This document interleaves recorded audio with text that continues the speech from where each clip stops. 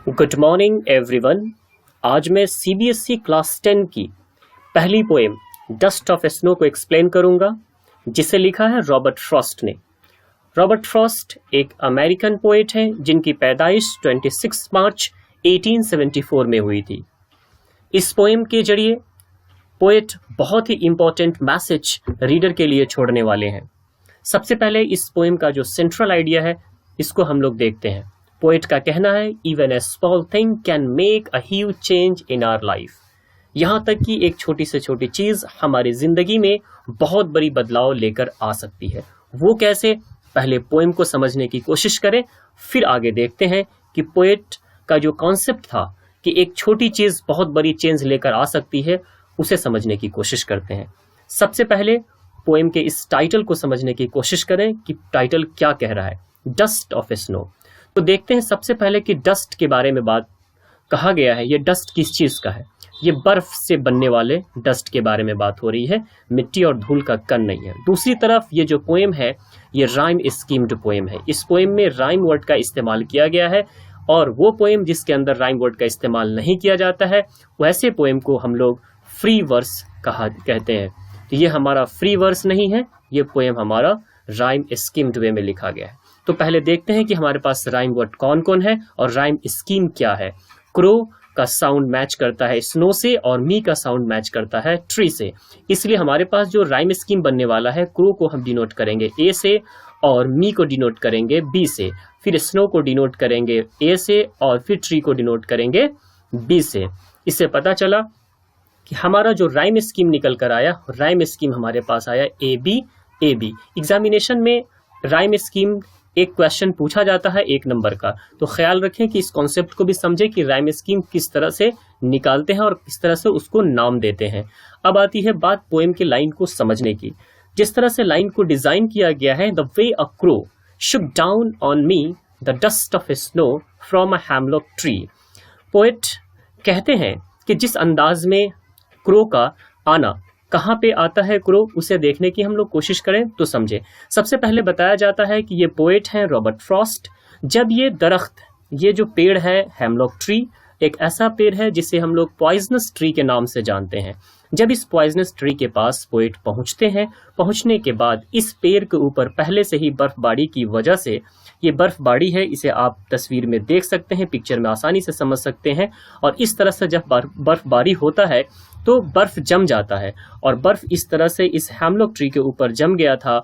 और जैसे ही कहीं से ये क्रो उड़ता हुआ आया, और आने के बाद इसके किसी जगह पर, किसी भी डाली के ऊपर बैठा, और बैठने की वजह से डस्ट ऑफ स्नो जो है वो शुरू कहाँ से? From hemlock tree. इस हैमलॉक ट्री से डस्ट ऑफ स्नो किसके ऊपर? पोएट के ऊपर गिरना शुरू हुआ। और जैसे ही गिरना शुरू हुआ तो कुछ होता है, और किसकी वजह से गिरना शुरू हुआ?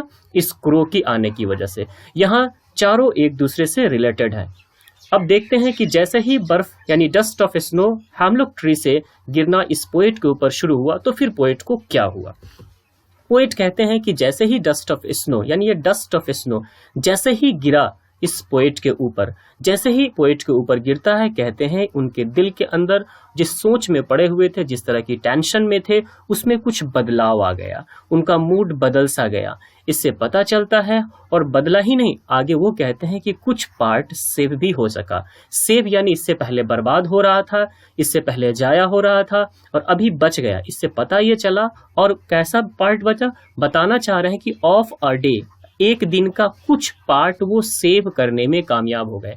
इससे ये पता चला कि इससे पहले जो भी पार्ट वो यूज किए थे एक दिन का, वो बर्बाद हो रहा था। यानी बर्बाद इस वजह से हो रहा था कि ये पोएट रॉबर्ट फ्रॉस्ट कहते हैं कि उस वक्त वो बहुत टेंशन में थे, डिप्रेशन में थे, और एक तरह से वो बर्बाद ही हो रहा था वो पल। लेकिन इस क्रो की वजह से, जैसे ही क्रो आकर के देखिए गौर से कि ये हमारा हैमलॉक ट्री है। जब हैमलॉक ट्री के पास पहुंचते हैं, और किस हालत में थे पोएट, ये पोएम में क्लियर नहीं किया गया है कि पोएट जब हैमलॉक ट्री के पास थे तो बैठे थे, खड़े थे, या वहां से गुजर रहे थे। ऐसा कुछ भी मेंशन नहीं है। लेकिन वहां पर जब गए तो उनके ऊपर, शरीर के ऊपर ये जो बर्फबारी देख रहे हैं, इस तरह से बर्फबारी यानी बर्फ, डस्ट ऑफ स्नो इनके ऊपर गिरना शुरू हुआ, क्योंकि उसके किसी न किसी डाली के ऊपर क्रो कहीं से आकर बैठ जाता है और इसके हरकत की वजह से ऐसा होता है। और होने की वजह से क्या हुआ, इन्होंने एक दिन का कुछ पार्ट को सेव करने में कामयाब हो गए। अब क्या पता चला कि एक क्रो की वजह से कुछ पार्ट सेव कर पाए। सेव से मुराद यहाँ पर यह है, मतलब यह है कि एक दिन का कुछ हिस्सा ही अच्छी तरह से वो जी पाए, और उससे पहले टेंशन में वो बर्बाद कर रहे थे।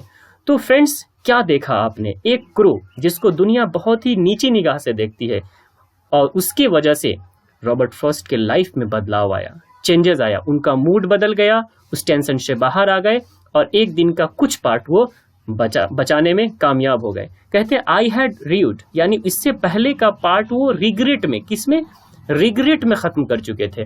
अफसोस, किसी तरह की टेंशन रही होगी, परेशानी में खत्म कर रहे थे, और वो जो रिग्रेट में जो खत्म किए उसको कह रहे थे कि बर्बाद हो गया, और उसके बाद चेंज होने के बाद जो पार्ट बचा उसे कहते हैं कि सेव कर पाए। वो किसके वजह से, इस क्रो की वजह से।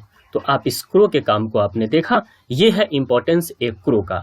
अब आती है बात कि जब हम पोएम को समझते हैं तो कुछ और भी क्वेश्चंस राइज होने वाला है, उसे देखते हैं। फिलहाल जब इतनी बात समझने के बाद कुछ तो मैसेज निकल कर आता होगा। देखते हैं कि इस पोएम को जब समझते हैं तो मैसेज क्या मिला। दोस्तों, समझ क्या आती है हम लोगों को, समझाया ये गया है, पोएट का कहना है कि देखो, जिंदगी का हर एक पल बहुत इंपॉर्टेंट है।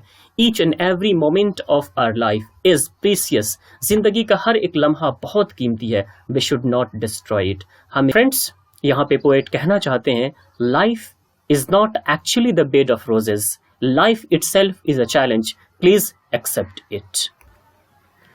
अब इस पोएम में यूज किए गए लिटरेरी डिवाइस को मैं बताऊंगा कि इस पोएम में कितने लिटरेरी डिवाइस को इस्तेमाल किया गया है, और उस लिटरेरी डिवाइस को आप अच्छी तरह से समझने की कोशिश करें, क्योंकि लिटरेरी डिवाइस से आपके एग्जाम में क्वेश्चन आती है, और कोशिश करें कि हर एक कॉन्सेप्ट को समझें। सबसे पहला इसमें जो लिटरेरी डिवाइस यूज किया गया है वो आयरनी यूज किया गया है। वो आयरनी कैसे, आयरनी कहते हैं कि दो तरह के मीनिंग होने चाहिए, यानी सरफेस मीनिंग और डीपर मीनिंग में कॉन्ट्रास्ट क्रिएट अगर होता है तो उसे हम आयरनी कहते हैं। यानी सरफेस मीनिंग कुछ निकल रहा हो और डीपर मीनिंग कुछ और हो, दोनों में अगर कॉन्ट्रास्ट क्रिएट होता है तो उसे हम आयरनी कहते हैं। जैसा कि आपको पता है, इस पोएम में यूज किया गया था क्रो को, और क्रो को हर कोई जानता है कि बहुत ही बेकार पक्षी है, उसे लोग इज्जत नहीं देते। और दूसरी तरफ हैमलॉक ट्री को यूज किया गया था, और हैमलॉक ट्री भी एक पॉइजनस ट्री है, लेकिन उस दोनों ट्री को यूज किया गया यहाँ पर पॉजिटिव सेंस दिखाने के लिए, और उन्हीं सब चीजों की वजह से पोएट का माइंड पॉजिटिव होता है। This is the irony of this poem, और यही इस पोएम की आयरनी है। अब आती है बात दूसरा कि इंजैबमेंट क्या होता है। इंजैबमेंट बोलते हैं जब पोएम का एक लाइन बिना कोई पंक्चुएशन मार्क्स के दूसरे लाइन को टच करता है, या यूं कह सकते हैं कि बिना पंक्चुएशन मार्क्स के अगर पोएम का दूसरा लाइन शुरू हो जाए, तीसरा लाइन भी शुरू हो जाए, तो इस तरह से बिना पंक्चुएशन मार्क्स का अगर दूसरा लाइन शुरू होता है तो इस तरह के अरेंजमेंट को पोएम में इंजैबमेंट कहा जाता है।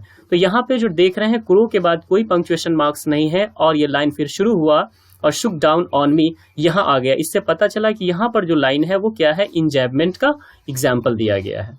अब आती है बात राइम स्कीम की, जो मैं पहले बता दिया हूँ। फ्री वर्स के बारे में और राइम स्कीम के बारे में पहले बात हो चुकी है, तो आप इसे भी अब समझ चुके होंगे कि हमारा जो ये प्रेजेंट पोएम है वो राइम स्कीम्ड है, फ्री वर्स नहीं है। अब दो और फिगर ऑफ स्पीच जो आपको याद रखने की जरूरत नहीं बल्कि समझने की जरूरत है, कि समझे कि एसोनेंस क्या होता है और एलिट्रेशन क्या होता है। देखिए, एसोनेंस और एलिट्रेशन दोनों रिपीटेशन ऑफ साउंड का ही नाम है। एसोनेंस में क्या होता है कि वॉवेल साउंड रिपीट करता है, वहीं एलिट्रेशन में कॉन्सोनेंट साउंड रिपीट करता है। जब इस पोएम की दूसरे लाइन को आप पढ़ेंगे, शुक डाउन ऑन मी, यहाँ पर ओ साउंड रिपीट करता हुआ नजर आएगा। जरा गौर से देखें, ये ओ साउंड रिपीट कर रहा है, और ये जब वॉवेल साउंड रिपीट होता है तो ऐसे repetition of vowel sound is known as assonance. And when we talk about alliteration, alliteration is something when we talk about the repetition of consonant sound in nearby words। और alliteration किसको कहते हैं, जब nearby words में कोई consonant sound repeat करता हो। जैसा यहाँ देख सकते हैं आप, and saved some part, यहाँ पर इस sound repeat कर रहा है, और ये क्या है, एग्जाम्पल alliteration का है। तो इससे आप समझ सकते हैं, क्योंकि एग्जामिनेशन में फिगर ऑफ स्पीच जिसे हम लिटरेरी डिवाइस भी कहते हैं, 1 नंबर का क्वेश्चन एग्जाम में आता है। तो ये 1 मार्क्स का क्वेश्चन आता है, तो बराए मेहरबानी आप इसे याद रखें। Thank you so much for watching my video. अगर आपको ऐसा लगता है कि इसके क्वेश्चन आंसर भी आपको चाहिए तो कमेंट करना, मैं कोशिश करूंगा कि जितना जल्द हो क्वेश्चन आंसर की भी वीडियो अपलोड कर दूं। Thank you so much.